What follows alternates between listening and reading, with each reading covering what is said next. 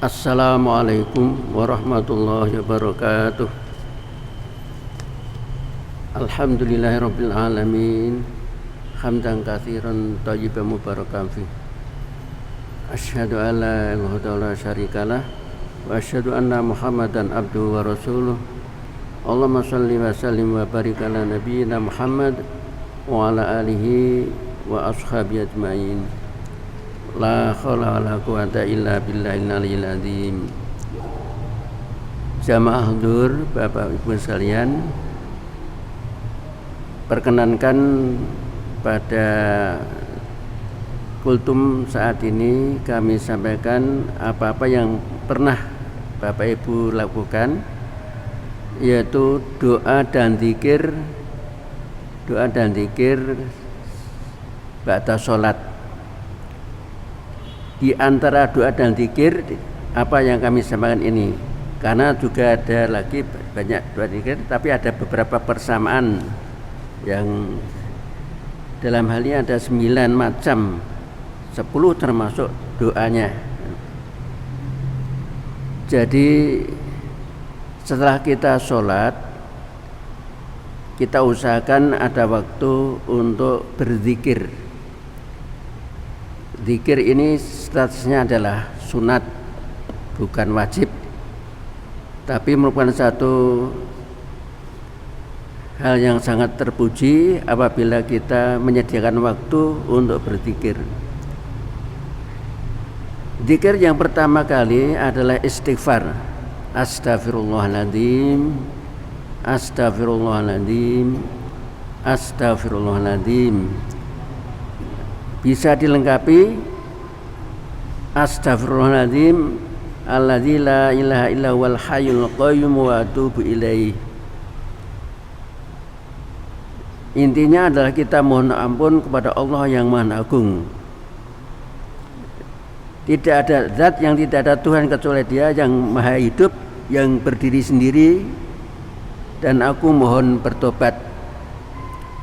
Al-Qayyum artinya Allah berdiri sendiri dalam mengatur, mengurusi seluruh jagat alam, termasuk makhluknya, termasuk kita ini. Ini adalah satu pujian kepada Yang Maha Agung. La ilaha, yang kedua, la ilaha illallah wahdahu la syarikalah, lahul mulku wal hamdu yuhyi wa yumitu wa huwa ala kulli syai'in qadir.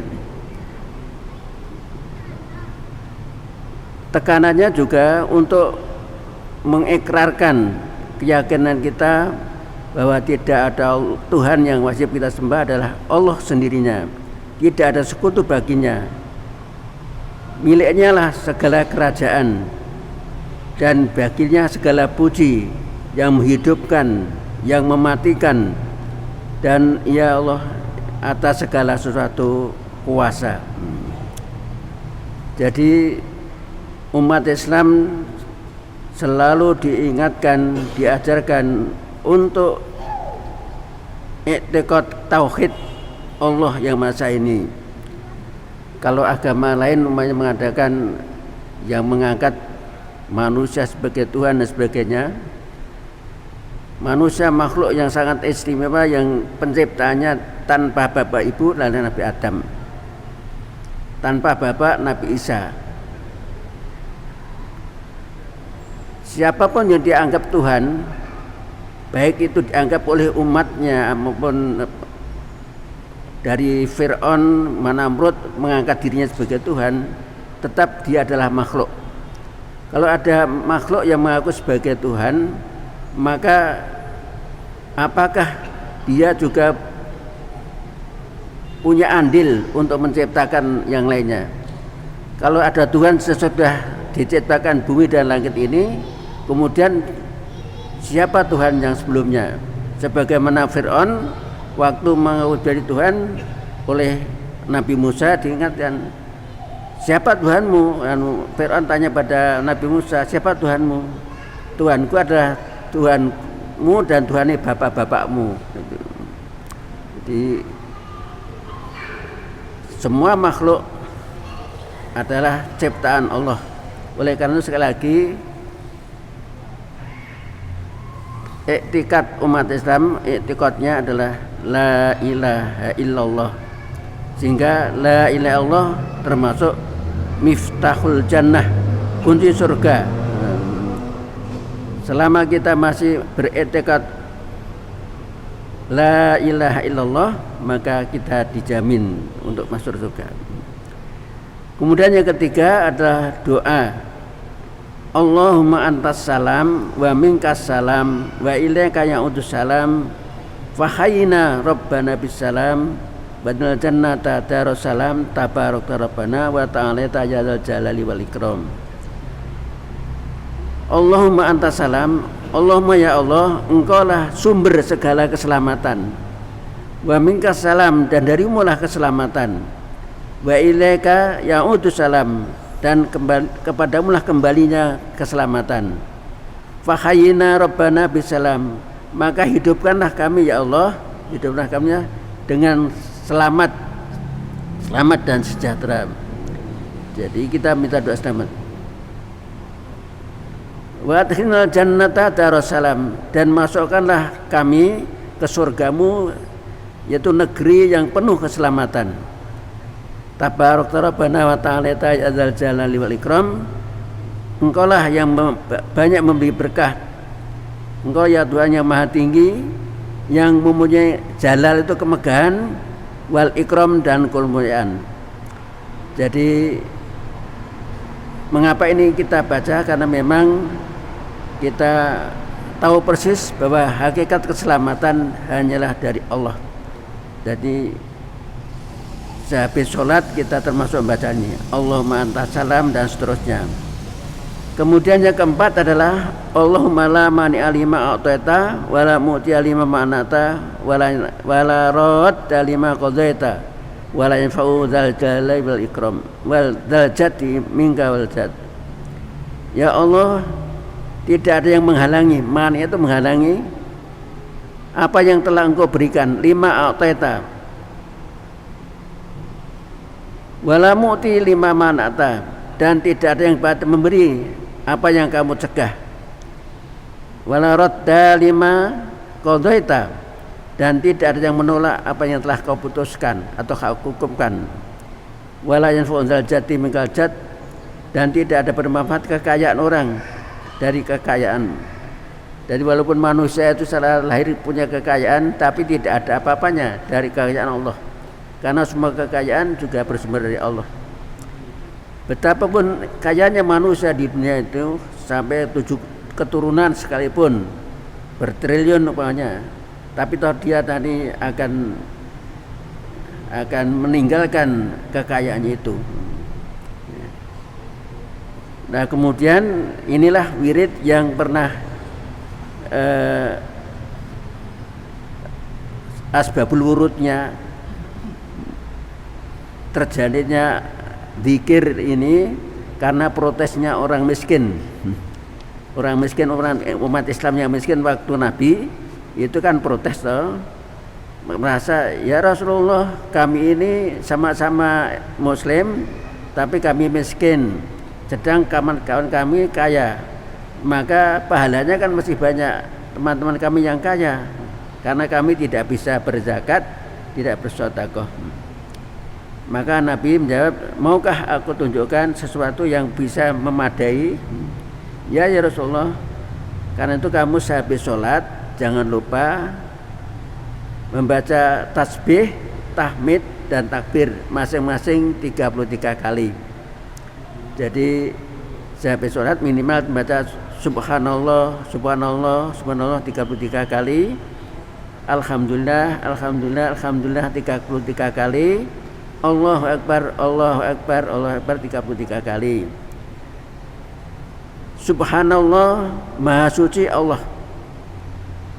Maha suci Allah, Allah maha suci dari segala kekurangan, maha suci dari segala kejelekan. Nah, dan ini mengagungkan Allah dengan mengucapkan Subhanallah. Dan apabila kita melihat sesuatu yang mengagumkan, juga kita mengucap Subhanallah. Subhanallah ma khalaqta hadza batila. Allah telah menciptakan jagat raya ini tidak sia-sia.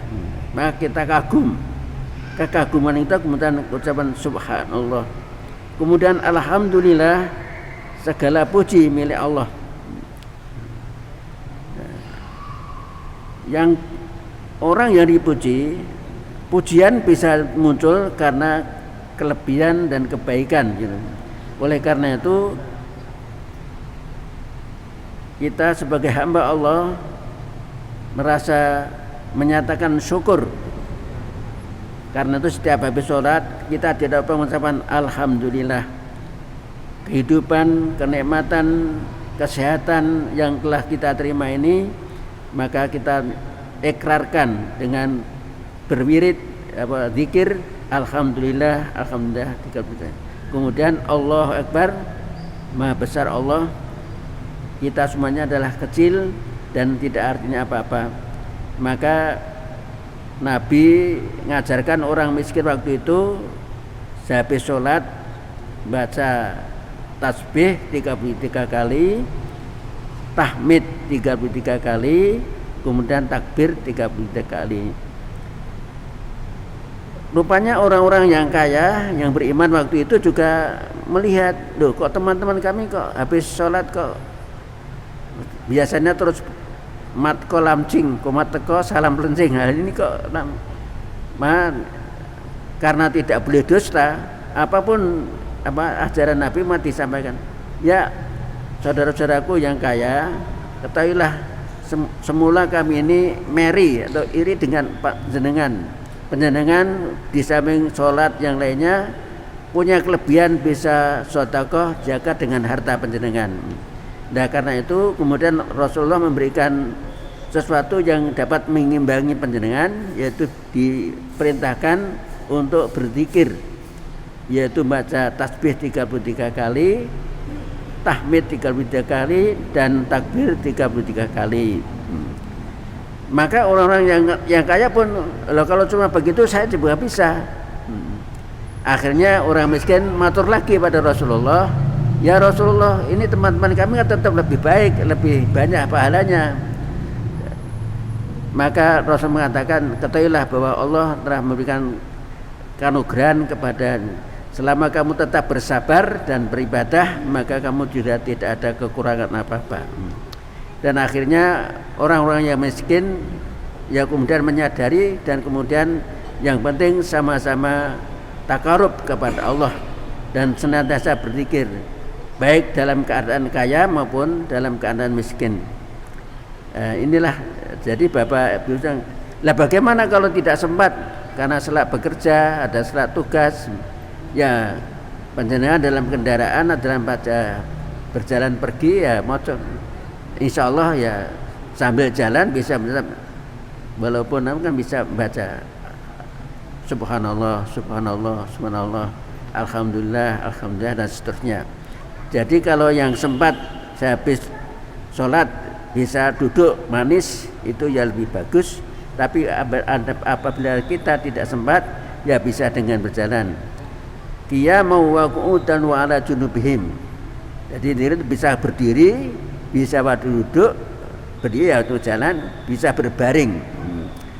Jadi sebagaimana panjenengan akan tidur juga disunatkan. Ini ada istimewa. Suatu saat Fatimah putri beliau, ya Fatimah, maukah aku tunjukkan sebelum tidur kamu bisa baca Quran khatam. Kemudian yang kedua, kamu bisa beribadah haji, dan kamu bisa diampuni Allah. Ya Rasulullah, apa mungkin ya, sebelum tidur kok bisa naik haji? Ya, itu sebagai keimanan. Ketahuilah anakku bahwa kamu sebelum tidur membaca subhanallah walhamdulillah wala ilaha illallah wallahu akbar. Nah, kemudian khatam Quran baca Al-Ikhlas 3 kali. Qul huwallahu ahad, Allahu samad, lam yalid wa lam yulad, 3 kali. kemudian mendapat ampunan, kamu mohon ampun untuk dirimu sendiri, astagfirullahaladzim, dan mendoakan untuk orang-orang yang beriman.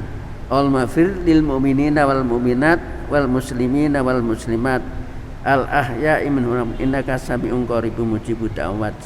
Jadi doa untuk dirinya, mohon ampun untuk dirinya dan untuk orang-orang mukmin laki-laki atau perempuan.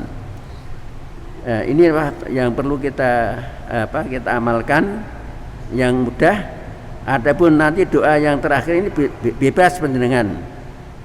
Setelah ditutup dengan la haula wala quwata illa billahil aliyyil azim, tidak ada daya dan kekuatan kecuali daya kekuatan dari Allah yang Maha Tinggi dan Maha Agung. Kemudian kita doa bebas. Yang penting doanya kita mohon agar Rabbana taqabbal minna sholatana wa du'aana innaka antas samiul alim. Ya Tuhan, ya Allah, terimalah sholat kami, sholatku, dan doa kami. Engkaulah Maha mendengar dan Maha mengetahui. Kemudian doa untuk dua orang tua. Allahumma firli wali walidayya warhamhuma kama rabbayani shaghira.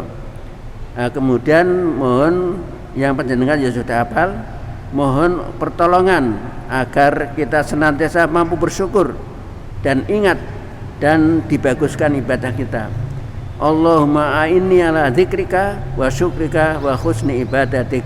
Ya Allah, tolonglah aku senantiasa bisa berzikir, ingat kepadamu, kemudian selalu bisa bersyukur dan bagusnya ibadahku kepadamu. Dan juga kemudian mohon ampun.